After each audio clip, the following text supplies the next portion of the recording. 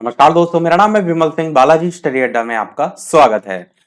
Super TET 2022 के लिए complete course हम आपको करा रहे हैं। साइंस का हमारा टॉपिक चल रहे हैं क्लास नंबर 26 के अंतर्गत। इससे पहले हमने जो टॉपिक देखा था, साइड में आई बटन पिछला वाला वीडियो आपको मिल जाएगा, जिसमें केवल थ्योरी हमने देखी थी। आज हम देखेंगे क्लास नंबर 27 के अंतर्गत दांत, उसके टाइप्स, उसकी संरचना, उसके संबंधित रोग, कुछ पाचन तंत्र से संबंधित चीजें भी देखेंगे। थ्योरी के साथ साथ प्रश्न भी आज हम जो है वो देखेंगे। तो ये आपका चैप्टर चल रहा है मानव शरीर, स्वास्थ्य, स्वच्छता और पोषण। इसी के अंतर्गत अलग अलग टॉपिक है जिनको हम देख रहे हैं। इससे पहले की सारी चीजें हम देख चुके हैं। नहीं देखी हो तो कंप्लीट प्लेलिस्ट वीडियो के डिस्क्रिप्शन में मिल जाएगी, प्लेलिस्ट में भी मिल जाएगी। बाकी चीजों को जल्दी हम समाप्त करा देंगे। तो चलिए स्टार्ट करते हैं दांतों के बारे में। तो दांतों की संरचना की बात करें तो दांत होते हैं वो मनुष्य के जो दोनों जबड़े होते हैं उन पर दांत होते हैं। आप जानते हैं मनुष्य के जो दांत होते हैं वो गर्तदंती, द्विबार दंती और विषम दंती, या इंग्लिश के नाम देखें तो हम आगे एक एक के बारे में देखते हुए चलेंगे, तब जो है बारे में भी जानेंगे और नाम भी इंग्लिश में देखते हुए चलेंगे। तो ये जो है वो जबड़ों पर दांत होते हैं और ये अलग अलग टाइप्स हैं। देखिए, अगर संरचना के आधार पर देखें वैसे इनके जो टाइप्स होते हैं वो 4 टाइप्स होते हैं, जो हम आगे जो है वो देखेंगे। तो सबसे पहले बात करते हैं गर्तदंती की। तो ये जो दांत होते हैं वो जबड़ों की मैक्सिला तथा डेंटरी जो अस्थियां हैं उनके गर्त में जो है वो स्थित होते हैं। तो ये पहला हो गया गर्तदंती, जिसको हम इंग्लिश में कहते हैं डिकॉडोंट। अगला देखते हैं दूसरा आपका, ये हो गया गर्तदंती, दूसरा है द्विबारदंती। ये जो दांत होते हैं जीवन काल में 2 बार निकलते हैं। देखिए, नाम में द्विबार है, क्लियर इससे हो रहा है कि 2 बार निकलते हैं, इसीलिए इसे द्विबार कहते हैं। पहली बार के जो दांत होते हैं उनको हम कहते हैं दूध के दांत। अब देखते हैं ना, बचपन में एक आपके दांत निकलते हैं, फिर धीरे धीरे टूट जाते हैं, फिर उसके बाद वापस से निकलते हैं। जो टूट जाते हैं वो कौन से दांत होते हैं? वो दूध के दांत होते हैं। दूसरी बार के जो दांत होते हैं उनको हम स्थायी दांत जो है वो कहते हैं। और मनुष्य में 20 दांत जो है वो द्विबार दंती होते हैं और जो 12 दांत होते हैं वो एक बार दंती होते हैं। तो टोटल अगर आप करेंगे 20 और 12, तो टोटल 32 दांत होते हैं, ये आप सभी को पता है। इन 20 और 12 में जो 12 होते हैं वो आपके टूट कर जाते हैं, या जिसको हम दूध के दांत भी कहते हैं। और जो 20 दांत होते हैं उनकी बात करें तो वो आपके द्विबार दंती होते हैं, यानी कि, या इसको आप ऐसे करिए कि जो 12 दांत एक बार दंती होते हैं वो आपके एक बार ही निकलते हैं, वो टूटते नहीं है, वो आपके बने रहते हैं। पर जो 20 दांत होते हैं मनुष्य में, ये द्विबार दंती होते हैं, ये 2 बार निकलते हैं। तो एक बार टूट जाते हैं, उसके बाद दोबारा से निकलते हैं। ऐसे इस चीज को समझिए। आगे मनुष्य में दूध के जो दांत होते हैं उनकी संख्या 20 और स्थायी दांतों की संख्या टोटल अगर बात करें, टोटल नंबर ऑफ जो है वो तो 32 जो है वो होती है। तो द्विबार दंती को इंग्लिश में कहते हैं डाइफेओडोंट। तो ये आपका हो जाएगा द्विबार दंती। तीसरा हमारा जो टाइप्स था वो था आपका विषम दंती, जिसको हम हेट्रोडोंट कहते हैं। इसमें क्या होता है? इसमें इंसाइजर 4 ऊपरी जबड़ों में और 4 निचले जबड़ों में सामने की ओर स्थित होते हैं। ये काटने के काम में आते हैं। अब देखिए, कार्य के आधार पर मैंने बताया ना कि वो अलग अलग बांटे हैं। उनको हम, ये जैसे कैनाइन है, तो ये सब जो टाइप्स हैं इनको हम अलग से देखेंगे। अभी केवल आपको ये उनकी संरचना के आधार पर आप कह सकते हैं जो बांटा गया है वो इसके नाम है। तो आगे बात करते हैं, ये काटने के काम में आते हैं। कैनाइन जो है वो नुकीले, ये भोजन को चीरने फाड़ने के काम करते हैं। और प्रीमोलर्स ऊपरी और निचले जो जबड़े हैं उनमें 4 4 होते हैं, ये चबाने का कार्य करते हैं। और मोलर जो होते हैं वो ऊपरी और निचले जो जबड़े होते हैं उसमें 6 6 होते हैं, तो ये भोजन को पीसने का कार्य करते हैं। तो आपने देखा, जो अभी हम आगे पढ़ने वाले हैं उनको सब में विषम दंती में दिखा दिया गया है, यानी कि डिफरेंट काइंड ऑफ। विषम नाम में ही है, विषम मतलब होता है ना अलग अलग टाइप के। इसमें जो हमने अलग अलग 4 अभी पढ़ेंगे उनके सभी को एक साथ जो है वो रख दिया गया है विषम दंती। तो पहले ये था विषम दंती, वो था द्विबार दंती जो 2 बार निकलते हैं। और जो गर्त दंती होते हैं, ये आपके जो जबड़े होते हैं उसकी स्थिति गर्त में स्थित होते हैं, उसके आधार पर इनका डिवीजन किया गया है। तो ये आप तीनों समझ गए। अब समझिए, जब बात आपसे होगी कि दांतों को मुख्यतः कितने भागों में बांटा गया है, तब आप कहते हैं 4 भागों में बांटा गया है। 4 प्रकार होते हैं। कौन कौन से? तो सबसे पहला है आपका छेदक दंत। इंग्लिश में नाम भी आप याद रख सकते हैं, इंग्लिश में नाम इसका होता है इंसीजर। अगर आप इसकी स्थिति की बात करें कि कहां होते हैं आपके दांतों में, तो ये आप देख रहे हैं साइड में चित्र। इंसीजर जो है आप देख रहे हैं जो सबसे आखिरी, ये जो आपके पीछे वाले होते हैं ना, ये आपके मुंह के पिछला वाला हिस्सा है। ये जो इधर वाला साइड देख रहे हैं पिछला है, जैसे जैसे आगे बढ़ रहे हैं तो ये सामने से, जब आप मुंह खोलते हैं ना तो इंसीजर आपके एकदम सामने दिखते हैं। तो जो छेदक दंत होते हैं ये इंसीजर होते हैं। इनका आकार छैनी की धार के समान होता है। इन दांतों की जो संख्या होती है वो कुल मिलाकर 4 होती है। संख्या से क्वेश्चन आते हैं तो इनको आपको जरूर रटना है। नाम तो रटे ही होना चाहिए, साथ ही साथ संख्या भी आपके दिमाग में जरूर होनी चाहिए। तो इन दांतों की संख्या कुल मिलाकर अगर कहें तो 4 जो है वो होती है। ये जो दंत होते हैं और कार्य पूछा जाता है तो भोजन को क्या करने के लिए छोटे-छोटे टुकड़ों में तोड़ने का कार्य जो है ये करते हैं। अब क्वेश्चन आप कहेंगे कि ये तो थ्योरी बेस्ड है, कैसे ऑप्शन में आएगा? तो ऐसे पूछ लिया जाता है कि जो छेदक दंत है या इंसिजर हैं, ये इनमें से कौन-सा काम में आते हैं? ऑप्शन में वहाँ पर जो है काटने या पीसने या फिर आपका छोटे-छोटे टुकड़ों में तोड़ने, ऐसे छोटे-छोटे पॉइंट बनाकर क्वेश्चन जो है वो बनाया जा सकता है। तो छेदक दंत इंग्लिश में इंसिजर कहते हैं। स्थिति की बात करें तो यहाँ पर सबसे आगे होते हैं, ये आप इंसिजर लिखा देख रहे हैं और इन दांतों की संख्या कुल मिलाकर कितनी होती है? 4 होती है और ये दांत भोजन को छोटे-छोटे टुकड़ों में तोड़ने का काम जो है वो करते हैं। तो ये हो गया आपका छेदक दंत। टोटल टाइप कितने हैं? टोटल टाइप आपके 4 हैं। तो ये आपका पहला प्रकार हो गया। दूसरे प्रकार की बात करते हैं जिसको हम कहते हैं भेदक दंत। तो जो भेदक दंत होते हैं इनको हम कहते हैं कैनाइन। तो कैनाइन आप देख रहे हैं जहां पर आपने इंसीजर देखा था उससे जस्ट और आगे अंदर मुंह की तरफ बढ़ेंगे तो उसके जस्ट पीछे क्या है? कैनाइन है। ये आप देख रहे हैं कैनाइन है। उसके आगे अगर आपने देखी थी संख्या तो आपके थे इंसीजर। अब भेदक दंत नाम में भेदना लिखा हुआ है तो उससे आप इसके कार्यों को याद रख सकते हैं। तो इन दांतों का जो आकार होता है वो छेदक दंतों की अपेक्षा नुकीला होता है और लंबा होता है।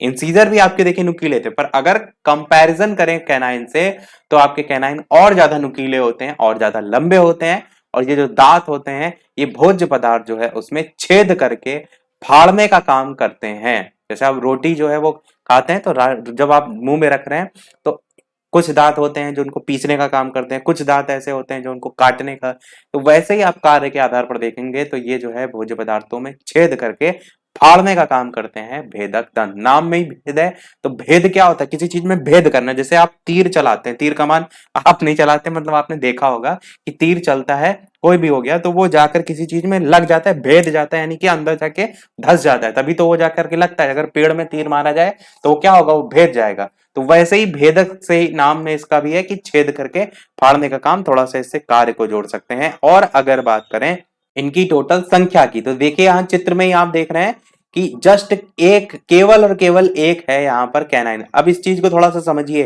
कि यहाँ पर जो आपका मुंह बना है ये आपका केवल एक तरफ का हिस्सा है। अगर हम इसे पूरा करें तो आपका कुछ इस प्रकार से ये आपका बनेगा।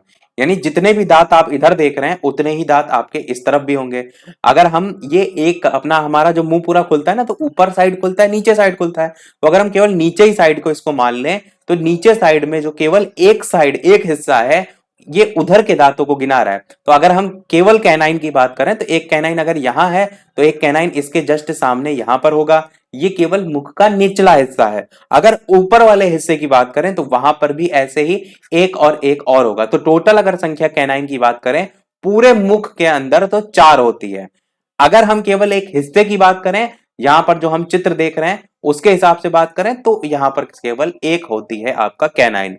तो आपको समझ में आया कि कैसे आपको चीजों को गिनना है। अभी हम गिनकर भी बताएंगे कि टोटल कितने दांत होते हैं और कितने कितने किसमें होते हैं। तो ये आपने देख लिया कैनाइन हो गया। अगला बढ़ते हैं हमारा तीसरा जिसको हम कहते हैं अग्रचवर्णक तंत्र। इसकी बात करें तो इनका इंग्लिश में नाम होता है प्रीमोलर्स। जस्ट इसके और अंदर जब आप जाएंगे तो ये होता है प्रीमोलर। देखिए इससे बाद मोलर आता है तो मोलर से पहले कौन आ रहा है? प्रीमोलर आ रहा है। तो ऐसे आप इसे याद रख सकते हैं। तो इंसीजर, कैनन, प्रीमोलर और मोलर। अब प्रीमोलर की बात करें तो ये जो दांत होते हैं उनके सिरे नुकीले होते हैं। नुकीले इससे पहले भी थे उससे पहले भी थे। इनका नुकीलापन अगर बात करें तो कैनाइन की अपेक्षा कम होता है। यानी कि अगर नुकीलेपन की बात करें तो कैनाइन सबसे ज्यादा देखने को मिल रहा है क्योंकि इंसीजर से भी ज्यादा थे और प्रीमोलर से भी ज्यादा थे। तो इन कैनाइन आपके सबसे ज्यादा नुकीले हैं, ये आपको याद रखना है। और अगर बात करें प्रीमोलर की तो नुकीले ये भी हैं पर इनकी अपेक्षा अगर बात करें कैनाइन की अपेक्षा तो कम होते हैं। इनकी सहायता से भोजन को सरलता से कुचला जा सकता है। आप देखिए वो फाड़ने के काटने के काम में आ रहा था पर इससे क्या किया जा रहा है? कुचला जा रहा है। इन दांतों का मुख्य कार्य भोजन को चबाना होता है। तो भोजन को चबा जैसे आपको खुद से अगर इमेजिन करके थोड़ा सा देखिए, इमेजिन करेंगे किसी चीज को आप खा रहे हैं, जैसे खाना ही खा रहे हैं तो जब आप मुंह के अंदर लेते हैं तो धीरे धीरे जो भोजन है वो यहां पर इकट्ठा होता है। थोड़ा सा अंदर जाके मुंह के अंदर जाके इकट्ठा होता है और वहां पर जब आप चबाते हैं तो पिछले दांतों से जो है वो चबाते हैं। इस चीज को आप समझ रहे हैं? तो और ऐसा तो करते नहीं कि एकदम आगे होठ जो है वहां आगे वाले जो दांत हैं वहां से आप रोटी चबा रहे हैं, ऐसा तो बिल्कुल नहीं होता है। तो इससे भी आप याद रख सकते हैं कि जो थोड़े पीछे के दांत होते हैं वो भोजन का जो है चबाने का काम करते हैं, भोजन को कुचलने का काम करते हैं। तो जरूरी नहीं हर चीज को आप याद करें, रटें, आप खुद से भी अपने ऊपर रखकर भी चीजों को समझ सकते हैं। तो ये हो गया अग्र चवर्णक दांत। इनकी संख्या की बात करें प्रीमोलर की, तो टोटल 2 होती है। इंसीजर देखा था हमने, टोटल 2 थी। कैनाइन देखा था 1 थी। उसके बाद प्रीमोलर की बात करें तो ये आपकी 2 होती है। लास्ट आपका है जिसको हम कहते हैं मोलर, जिसको हम इंग्लिश में या हिंदी में चवर्णक या दाढ़ कहते हैं। दाढ़ आप जैसे भी नॉर्मली अगर बात करें तो दाढ़ बोलते हैं, पर साइंस की लैंग्वेज में कहें तो क्या कहते हैं, तो इसे हम चवर्णक कहते हैं। साथ ही साथ वीडियो पसंद आ रहा हो, चीजें समझ आ रही हो तो लाइक सभी लोग अवश्य करते रहिएगा। आपके लिए यहाँ पर सारी मेहनत की जा रही है, तो एक लाइक तो आपका वीडियो पर बनता ही है। तो देखिए चवर्णक की बात करें, ये जो दांत होते हैं वो चौरस होते हैं। चौरस का मतलब है, कभी आपने देखा है ना कि जो पिछले वाले, आप पीछे एकदम जो दांत होते हैं जिनको हम दाढ़ कहते हैं, उनको आप देखेंगे तो कुछ इस प्रकार से होता है। उसमें आप देखेंगे तो इस प्रकार से आकृति, यानी 4 खाने बटे होते हैं। जैसे आप ये साइड में चित्र देख रहे हैं, इसको ही अगर आप थोड़ा सा ध्यान से देखिए तो इसमें 4 खाने बटे होते हैं। तो और इनकी अगर बात करें तो ये मुख में पीछे की ओर स्थित होते हैं, और पीछे की ओर है तो यहां पर आप देख ही रहे हैं, मैंने बताया ना जो प्रीमोलर है, और अंदर जब चले जाएंगे तब मोलर्स आ जाएंगे।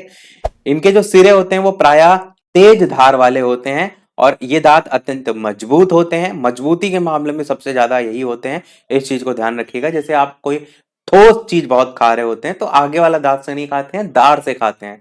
ऐसे गन्ना जो चूसते हैं वो पीछे के दांतों से जाकर के जो है उसको फाड़ते हैं, और मतलब कहने का मतलब है कि जो ठोस खाने वाली चीजें उनके लिए हम पीछे वाली दाढ़ का यूज करते हैं। आगे बात करें, इन दांतों का कार्य भी भोजन को चबाना होता है। यदि मनुष्य के दाढ़ ना होते तो भोजन को चबाने में असुविधा होती, ये भी यहाँ पर लिखा हुआ है। तो ये तो आपने समझ लिया कि कहां पर होते हैं इंसीजर, इनकी संख्या 2, कैनाइन आपका इनकी संख्या 1, और अंदर जाएंगे मुंह के तो उसके बाद आएगा प्रीमोलर्स, और सबसे अंदर जाएंगे तो वहां पर आ जाएगा मोलर्स। ये इतनी चीज आपके दिमाग में क्लियर हुई। अब इस चीज को समझिए, इनकी अगर आपसे टोटल संख्या पूछ ली जाए, तो मैंने आपको बताया ये जो चित्र बना हुआ है ये एक साइड का बना हुआ है। तो अब इसको थोड़ा सा पूरा करते हैं ताकि आपको और बेहतर से चीजें समझ में आए। जैसे ये अगर आप मुख का निचला या ऊपरी हिस्सा कोई भी ले लेते हैं तो कुछ इस हिसाब से आपका जो मुख होगा वो पूरा होगा। तो जितने इंसीजर आप इधर देख रहे हैं उतने ही इंसीजर आपके यहाँ पर भी होंगे, यानी 1 2 करके यही इंसीजर यहाँ पर भी होंगे। ऐसे ही कैनाइन आपके यहाँ पर भी होंगे, ऐसे ही प्रीमोलर आपके यहाँ पर भी होंगे, और ऐसे ही मोलर आपके यहाँ पर भी होंगे, इस प्रकार से। तो अगर हम केवल मुख का एक हिस्से की बात करें, जैसे हमारा मुंह जो है वो ऊपर की ओर इस तरीके से खुलता है, नीचे की ओर इस तरीके से खुलता है। तो अगर केवल एक हिस्से की बात करें तो इंसीजर की संख्या जो है वो आपका 2 इधर हो गई और 2 इस तरफ हो गई, तो टोटल मिलाकर 4 जो है ये आपकी हिस्सा केवल मुख का निचला जबड़ा या ऊपरी जबड़ा कोई ले लीजिए उसमें होगी। और इसी प्रकार और आगे बढ़ें, कैनाइन की संख्या की बात करें तो वो 1 होती है, तो इसमें 1 जोड़ देते हैं इस तरफ का और 1 जोड़ देते हैं इस तरफ का, तो एक एक टोटल कितनी 2 हो जाएगी। और आगे बढ़ेंगे तो प्रीमोलर्स 2 आपके इधर हैं, 2 आपके इधर होंगे, तो 2 2 मिलकर 4 हो जाएंगे, ऐसे लिख देते हैं। प्लस इधर आपके जो मोलर्स हैं वो 3 हैं, और इधर भी आप लिख देंगे तो 3 है, 3 3 कितना हो जाएगा, तो 6 हो जाएगा, इस प्रकार से। अब जोड़िए इनको, तो 6 4 10, और 10 4 14, और 2 16। तो अगर केवल जो मुंह का निचला या ऊपरी जबड़े की बात करें तो टोटल उसमें कितने आपको दांत देखने को मिल रहे हैं, तो आप कहेंगे टोटल 16 दांत देखने को मिल रहे हैं। और ये 16 निचला या ऊपरी हिस्सा होगा, तो अगर इतने ही 16 दांत नीचे हैं तो उतने ही ऊपर भी होंगे, तो 16 और 16 कुल मिलाकर इस प्रकार से 32 दांत आपके होते हैं। तो आपको समझ में आया पूरा दांत का अपना स्ट्रक्चर कि कैसे होते हैं। अब इन्हीं 32 दांत में मैंने स्टार्टिंग में आपको बताया कि जो 20 दांत होते हैं वो ऐसे होते हैं जो कि आपके दोबारा से उगाते हैं, यानी कि जिनको हम किसमें कहते हैं, जिसको हम कहते हैं द्विबार दंती में रखते हैं। तो 20 दांतों को याद रखिएगा जिन्हें द्विबार दंती कहते हैं, वो आपके ऐसे होते हैं जिनको हम द्विबार दंती में रखते हैं। और 12 दांत ऐसे होते हैं जो एक बार दंती में होते हैं। तो 20 और 12 इस प्रकार से अलग अलग भी आपको याद रखने हैं।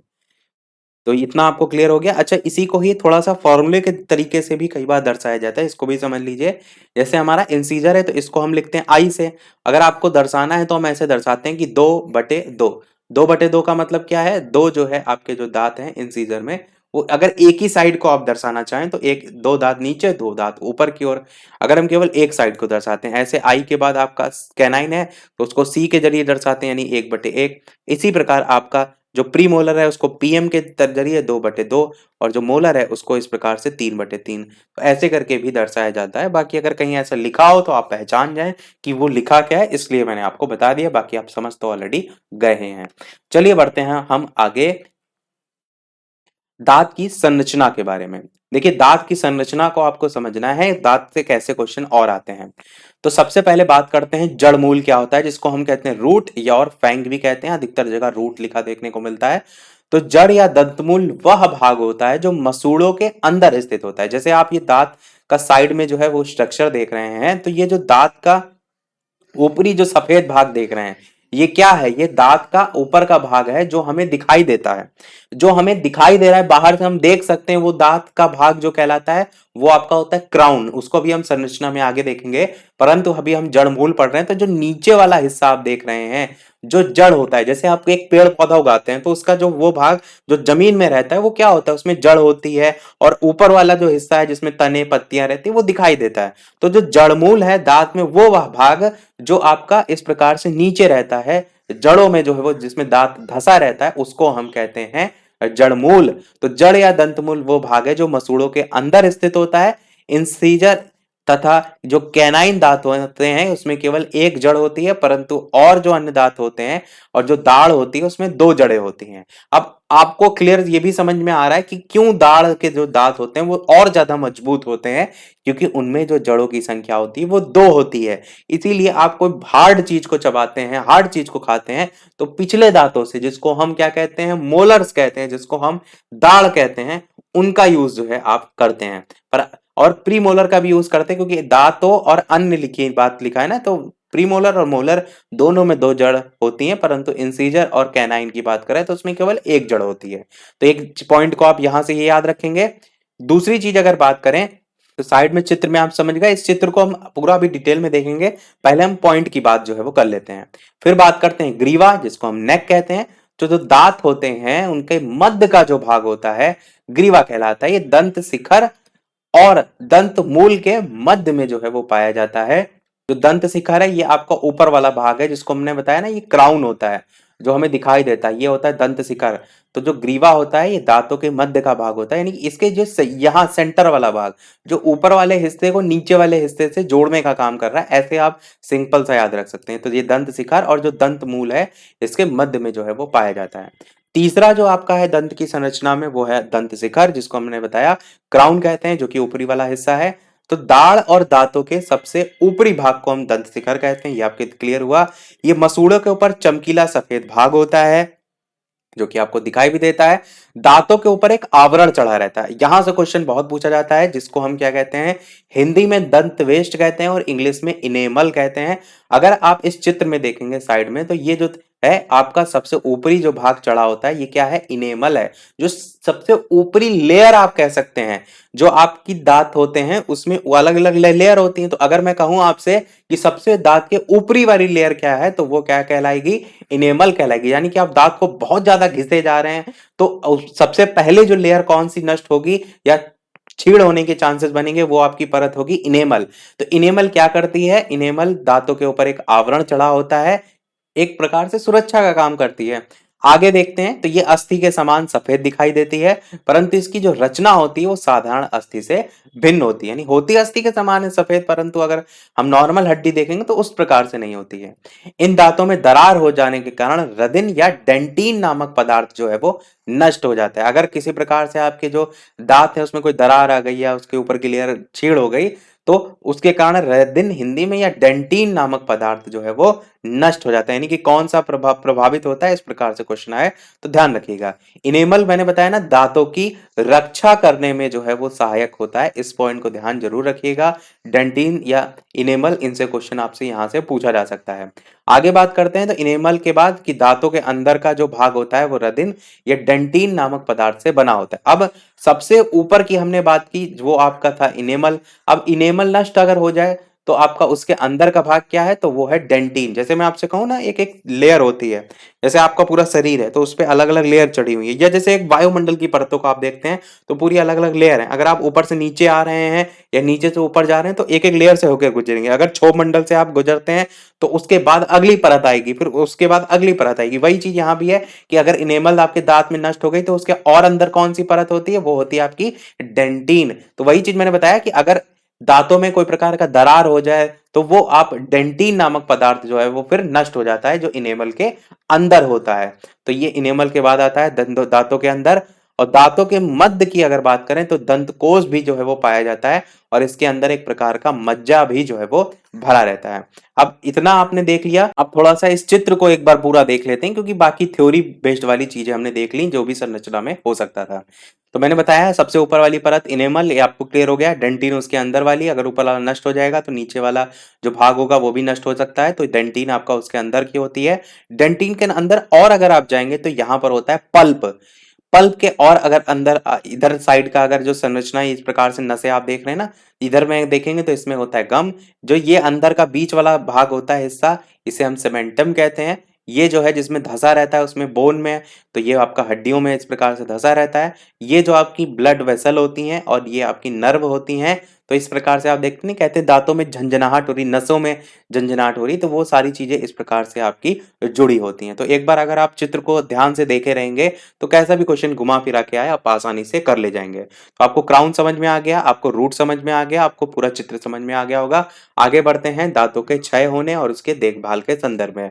दांतों में सबसे पहला क्षय क्या होता है, दांतों में कीड़ा लग जाता है। आपने बहुत बार सुना होगा, जैसे आप यही देख रहे हैं एक पिक्चर दांतों में कीड़े से संबंधित, की सामान्यतः बच्चों के दांतों में कीड़ा लग जाता है, कभी कभी वयस्क के दांतों में। तो क्यों लग जाता है, क्या रीजन होता है? तो पहला है संतुलित और पौष्टिक भोजन आप नहीं खाते हैं। दूसरा है कड़े भोजन का अभाव होता है। तीसरा है वंशानुक्रम या आनुवांशिकता की बात करें तो इसका भी प्रभाव पड़ता है। बहुत बार माता पिता से बच्चों में आता है, कई बार बच्चे ब्रश भी करते हैं, सारी चीजें करते हैं, फिर भी उनमें दांतों में कीड़े लग जाते हैं, फिर भी उनके दांत नष्ट हो जाते हैं। तो वंशानुक्रम या आनुवांशिकता का प्रभाव भी इसमें देखने को मिलता है। साधारण अस्वस्थता भी होती है। दांतों को साफ नाक रखना भी एक रीजन में आता है। अगला बात करते हैं क्या उपचार हो सकता है, तो नियमित रूप से सफाई करें। मुंह में भोजन जो पदार्थ उनके कण अवशेष नहीं रहने चाहिए, इस चीज का ध्यान रखना चाहिए। सोने से पहले दांतों की सफाई अवश्य करनी चाहिए। गर्म भोजन के पश्चात ठंडे पानी का प्रयोग बिल्कुल नहीं करना चाहिए, गर्म ठंडे से दांतों पर असर पड़ता है, गलत असर पड़ता है। पांचवा है दांतों की सफाई के लिए नीम की दातुन का प्रयोग भी आप कर सकते हैं, गांव वगैरह में बहुत यूज होता है और फायदेमंद भी होता है। आगे बात करते हैं एक रोग जो कि है पायरिया। सुना होगा आपने, क्या होता है पायरिया? बालकों में पायरिया कम होता है, परंतु अगर वयस्कों में बात करें तो ये रोग अधिकतर होता है। पायरिया में से ग्रसित जो दांत होते हैं उसमें बदबू आती रहती है और मसूड़ों से ब्लड बहता रहता है, धीरे धीरे दांत गिरने भी लगते हैं। तो पायरिया का वैसे ऐड वगैरह भी आपने देखा होगा, काफी आता था। तो बस इसमें विशेषताएं आपको ध्यान रखनी है और ये पता होना चाहिए कि पायरिया रोग किससे संबंधित है। अब इसकी बात करें तो इसका क्या रीजन होता है, तो दांतों की सफाई नहीं करेंगे, अस्वस्थ मसूड़े होंगे, ये सभी। उपचार क्या कर सकते हैं, तो व्यक्ति को तुरंत आप डॉक्टरी परामर्श लें, मसूड़ों को भली प्रकार से मालिश करें, व्यायाम कराएं, खोखले दांत और दाढ़ों जो है उसको भरवा देना चाहिए, प्रतिदिन दांतों की सफाई करें। लास्ट में एक पॉइंट लिखा है भोजन में विटामिन ए और सी की उचित मात्रा होनी चाहिए। तो इस विटामिन को ध्यान रखना, क्योंकि अगर बाकी चीजें आएंगी तो आप कर ले जाएंगे, उसमें ऐसा याद करने वाला कोई खास नहीं है, पर विटामिन आपको पता होना चाहिए कौन सी जरूरी है, ए और सी। अब इसके बाद ये हमारा दांत वाला पूरा टॉपिक खत्म हुआ। इसके बाद हमारा पाचन तंत्र है। तो पाचन तंत्र को हम पूरा अलग से पढ़ेंगे, क्योंकि अब हम सारी चीजें जो पढ़ी हैं इस पर बेस्ड क्वेश्चन ना देख करके मिक्स क्वेश्चनों की प्रैक्टिस करते हैं। टोटल 10 प्रश्न हम यहाँ पर प्रैक्टिस जो है वो करेंगे और लास्ट में क्वेश्चन हम आपसे भी पूछेंगे। सबसे पहला प्रश्न कि डाउन सिंड्रोम क्या होता है? 21वें गुणसूत्र की एक सूत्रता, 21वें गुणसूत्र की त्रिसूत्रता, पुरुष में एक और अतिरिक्त गुणसूत्र, या फिर आपका स्त्रियों में एक अतिरिक्त गुणसूत्र। बताइए इनमें से कौन सा जो है वो सही होगा। आंसर की बात करते हैं तो आपका आंसर यहाँ पर 21वें गुणसूत्र की त्रिसूत्रता आपका जो है वो सही होगा। डाउन सिंड्रोम मैंने आपको बताया भी है कि इसको जो है वो जो मंगोलिज्म है उसके नाम से भी जाना जाता है। कौन से नाम से? मंगोलिज्म। यहाँ पर मैं लिख भी देता हूँ, मंगोलिज्म के नाम से जो है वो जाना भी जाता है। ये आपका एक आनुवांशिक रोग होता है। आपको ये विशेषता पता होना चाहिए कि आनुवांशिक संबंधी रोग में आता है और किस कारण से होता है। तो ये अर्धसूत्री जो विभाजन होता है उसमें अनियमितता के कारण होता है। अच्छा, इसका एक और नाम भी है, वो नाम क्या है, वो ज्यादातर पूछा जाता है, वो नाम है ट्राइसोमी 21। ट्राइसोमी 21, क्योंकि 21वें गुणसूत्र के कारण ही होता है, इसलिए इसका नाम 21 के नाम से ही पड़ा है। अगला देखते हैं आपका दूसरा प्रश्न कि मनुष्य का कौन सा अंग अवशेषी अंग जो है वो होता है। कर्ण पल्लव पेशियां, कर्ण पल्लव या क्षुद्रांत या फिर दांत, बताइए कौन सा इनमें से जो है वो आपका सही होगा। आंसर की बात करते हैं तो आपका जो कर्ण पल्लव जो पेशियां होती हैं, ये शरीर पर रोम या कह सकते हैं अपेंडिक्स, ये सब आपके अवशेषी अंग में आते हैं। तो इन चारों में से पहला ही आपका ऑप्शन यहाँ पर जो है वो सही होगा। अपेंडिक्स वगैरह भी आपको देखने को मिल जाता है, ये सभी मैंने पहले आपको बताए हैं। तीसरा प्रश्न देखते हैं कि रक्त की पीएच वैल्यू, ये क्वेश्चन हमने जो है वो आपसे पूछा था पिछली वाली क्लास में और कहा था नेक्स्ट वाले में आंसर इसका हम देंगे। तो बताइए 5.4, 6.2 या फिर 7.4 या फिर 8.7, कौन सा इनमें से सही होगा। तो सी वाला यहाँ पर सही होगा, जिसने भी 7.4 दिया था उसका जो है वो बिल्कुल सही है। ब्लड की बात करें तो तरल संयोजी ऊतक होता है और इसकी जो उत्पत्ति होती है वो शरीर के मीसोडर्म से जो है वो होती है। किससे होती है? मीसोडर्म से जो है वो होती है इसकी उत्पत्ति। और अगर बात करें एक औसत व्यक्ति में, तो 70 किलोग्राम एक औसत वयस्क जो है उसमें अगर बात करें तो लगभग 5 से 6 लीटर रुधिर जो है वो देखने को मिलता है। शरीर के भार का लगभग 7 से लेकर के 8%, और आयतन की बात करें तो उसके अनुसार लगभग 1/13वां भाग जो है वो होता है। अगर बात करें कि जो रुधिराणु होते हैं उसमें पाए जाने वाले जो हीमोग्लोबिन है उसके कारण, यानी ब्लड का लाल रंग किसके कारण होता है, तो जो रुधिराणु होते हैं उसमें पाए जाने वाले हीमोग्लोबिन के कारण इसका जो रंग होता है वो लाल होता है। अच्छा, प्रकृति की बात करें तो पीएच वैल्यू से आपको क्लियर हो रहा है कि इसकी प्रकृति क्षारीय प्रकृति जो है वो होती है। पीएच वैल्यू जो स्केल होती है ना, उसमें अम्लीय क्षारीय मैंने आपको बताया है। चौथा देखते हैं कि थ्रोम्बोप्लास्टिन कहाँ से रक्त स्कंदन के लिए प्राप्त होता है। लाल रक्त कणिका, प्लेटलेट्स या फिर मोनोसाइट्स या फिर लिम्फोसाइट्स, बताइए इनमें से कौन सा जो है वो सही होगा। आंसर की बात करते हैं इन चारों में से, तो आपका ऑप्शन यहाँ पर रक्त प्लेटलेट्स, आपका सेकंड वाला ऑप्शन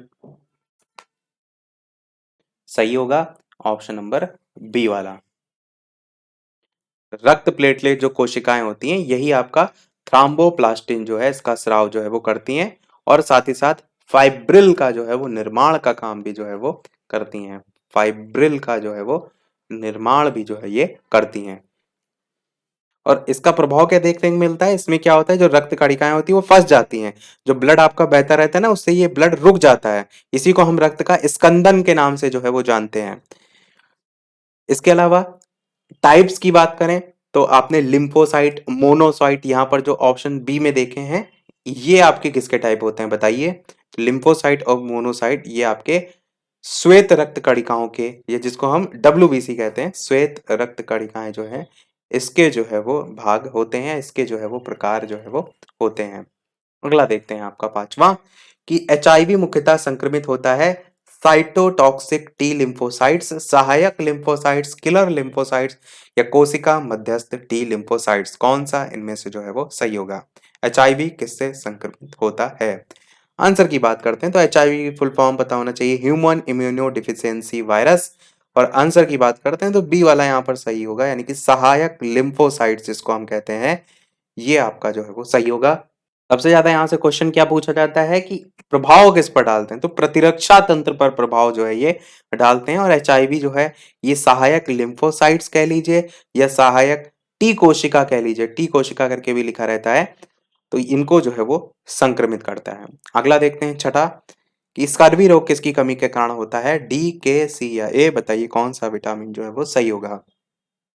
जो आपका ये चैप्टर है इसमें ऐसे ही क्वेश्चन आपके हैं सारी चीजें, पर फिर भी हम जो डिटेल में चीजें आ सकती हैं इस चैप्टर में सारी देख रहे हैं। विटामिन सी यहाँ पर आंसर जो है वो सही होगा। स्कर्वी जो रोग होता है किसकी कमी के कारण होता है, तो विटामिन सी की कमी के कारण होता है। ए से आप जानते हैं कौन सा रोग होता है, ए से आपका रतौंधी जो है वो रोग होता है। ए की कमी से आंखों का शुष्क होना, आंखों संबंधी आपका ये रोग होता है। रतौंधी में होता क्या है, रात में चीजें जो है वो नहीं दिखती हैं।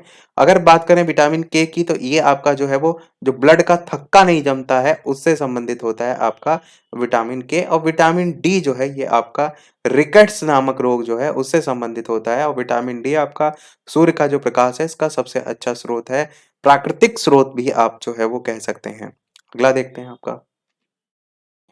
अच्छा, विटामिन सी जो है इसके स्रोत में क्या आता है, तो आप स्रोत में खट्टे फल और सब्जियां जो है वो याद रख सकते हैं, जैसे नींबू वगैरह हो गया, संतरा वगैरह हो गया, वो सारी चीजें। सातवां प्रश्न है, रक्त का वह घटक जो संपूर्ण रक्त वाहिनियों में इसके थक्का बनने को रोकता है।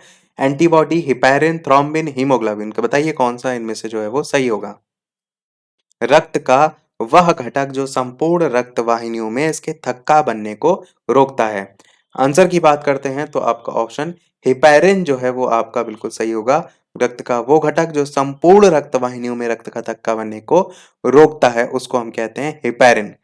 अच्छा, जो आरबीसी कणिकाएं होती हैं, लाल रक्त कणिकाएं जो होती हैं, इनमें लौह युक्त प्रोटीन पाया जाता है, उसको क्या कहते हैं हम, उसे हम हीमोग्लोबिन का नाम देते हैं। इस चीज को याद रखिएगा। चलिए देखते हैं अगला प्रश्न, आठवां। आठवां प्रश्न आपका है कि इनमें से कौन सा अम्ल है जो कि विटामिन बी है। फार्मिक अम्ल, एस्कॉर्बिक अम्ल, मौलिक अम्ल या फिर पामिटिक अम्ल, कौन सा इनमें से जो है वो सही होगा। कौन सा अम्ल जो है वो विटामिन बी है। आंसर की बात करते हैं तो आपका विटामिन सी का रासायनिक नाम क्या होता है, वही आपका आंसर सही होगा, वही आपका एस्कॉर्बिक अम्ल जो है वो सही होगा। विटामिन सी जो है आपका, ये होता है एस्कॉर्बिक अम्ल का सामान्य नाम आप कह सकते हैं। अब मैंने बताया ना, अभी एक क्वेश्चन आया था ऊपर, इसकी कमी से कौन सा रोग होता है, तो स्कर्वी नामक रोग होता है। स्रोत आपके नींबू हो गया, टमाटर हो गया, सब्जियां हो गया, आलू हो गया, ऐसे ही हैं। मुख्यतः वैसे खट्टे फलों में आपको ज्यादा देखने को मिलता है। नवा प्रश्न आपका है, एंजाइम रासायनिक रूप से होते हैं, लिपिड होते हैं, अम्ल होते हैं, कार्बोहाइड्रेट होते हैं या प्रोटीन होते हैं, बताइए इनमें से कौन सा जो है वो सही होगा।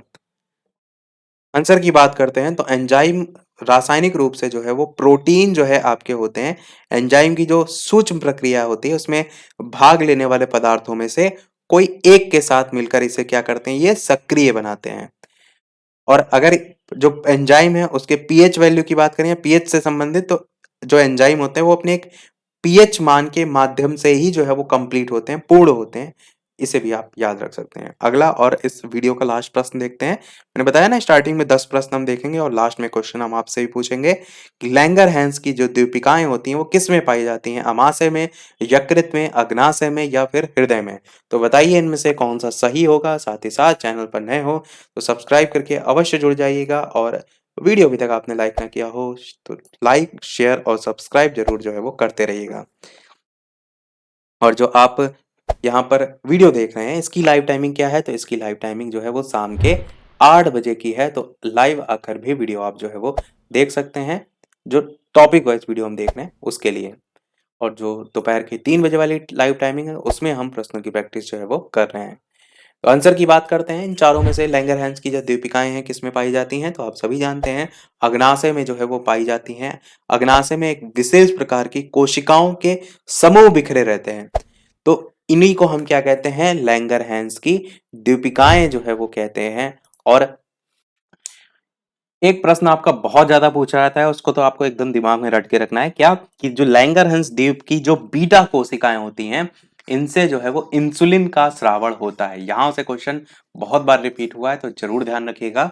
जो लैंगरहैंस दीपिकाएं जो होती हैं, इनकी जो बीटा कोशिकाएं होती हैं इनसे इंसुलिन का स्रावण जो है वो होता है, जो कि यकृत में ग्लूकोज को ग्लाइकोजन के रूप में संचय करने का काम करते हैं।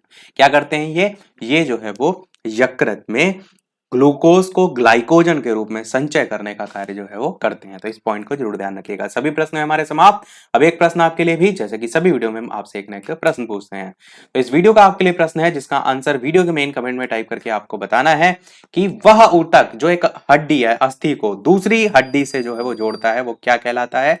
ए ऑप्शन है आपका वसामय ऊतक, बी ऑप्शन है आपका उपास्थि, सी ऑप्शन है आपका उपकला और डी ऑप्शन है आपका स्नायु। तो इन चारों में से कौन सा सही होगा, अपना आंसर वीडियो के मेन कमेंट में टाइप करके बताइएगा। आज के वीडियो में फिर इतना ही रखते हैं।